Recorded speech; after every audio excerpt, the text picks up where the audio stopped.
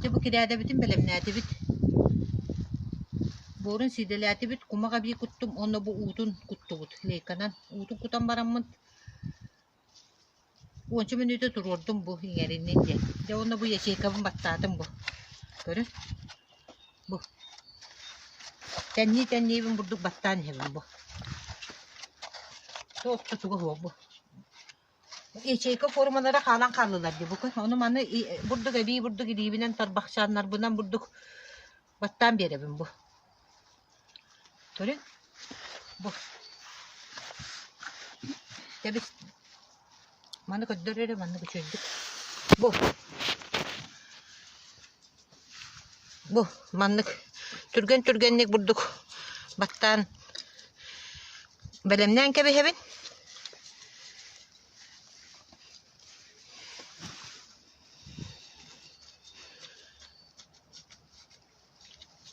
Bu. De onunla işte bu manne miye getirdik bu. Bu barcı. Hadi dokunanmadan çabuk bası. Bu manlık. De onu şeyme ben olanman bu. Kayabıt şeymem barcı bu.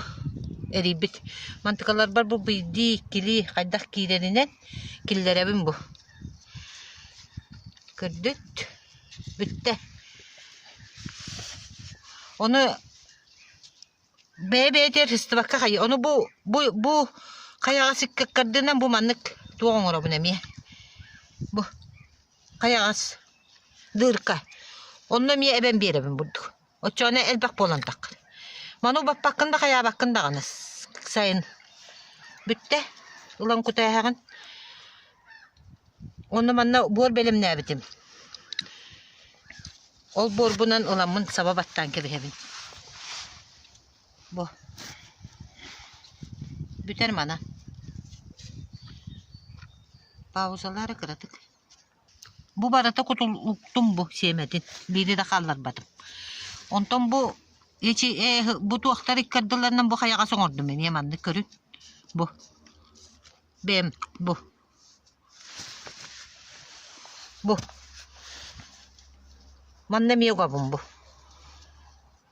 Horkota kiligin tüher nişu bu abardın onu kilide her kenen no tuakta kayabat. Bu. Oluğu hovay bolar. Bu mantıkan süz bırıhan takka. Min manlık olurdu bu da mıratta. Sılay manlık olurdan. Markobu habitti. Bir sandım bulurun. Besin on bir hegeres putan tukabut naha şu etedi. Sippetedi. Bitti. Onu bileyim bu benim ne bit borum var. Körünleri bu. Bor benim ne edim. Nahuam onunla kumak. Mantıkabın olanmın. Argı yardık manlık sabah hebi. Bu. Kötüt. Bitti. Onunla manlı olanmın. Manlık okudum. Abiyim. Bitti.